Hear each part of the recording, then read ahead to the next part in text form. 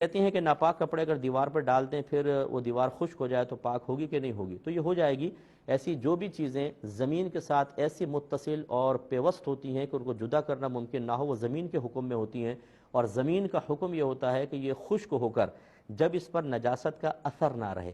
چاہے ہوا سے، دھوپ سے، گرمی سے، اثر کا مطلب اسمیل وغیرہ یا رنگت، یہ سب ختم ہو جائے، زمین پاک ہو جائے گی، ایسی دیواریں بھی پاک ہو جاتی ہیں۔ یہ کہتے ہیں کہ ناپاک صوفے کو پاک کیسے کریں؟ چھوڑ دیجئے، ہر چیز کے پاک کرنے کا شریعت کی طرف سے مطالبہ نہیں ہے، صرف نماز کے اندر کپڑے، لباس اور اس جگہ کا جس جگہ آپ سجدہ کر رہے ہیں پاک کرنے کا حکم ہے، تو لہٰذا صوفے سے اسمیل دور کر دیں، اس کے ایسے چھوڑ دیں، ورنہ پانی بہائیں گے سارا صوفہ خراب ہو جائے گا۔ اب یہ کہتی ہیں اسی ناپاک صوفے میں لباس گیلا تھا، بیٹھ گئے جا کر، اور اس پہ تری بھی پہنچ گئی، کیا حکم شرع ہوگا؟ دیکھیں اگر تو وہ خالص نجاست تھی، خالص یعنی عین نجاست جیسے پیشاب،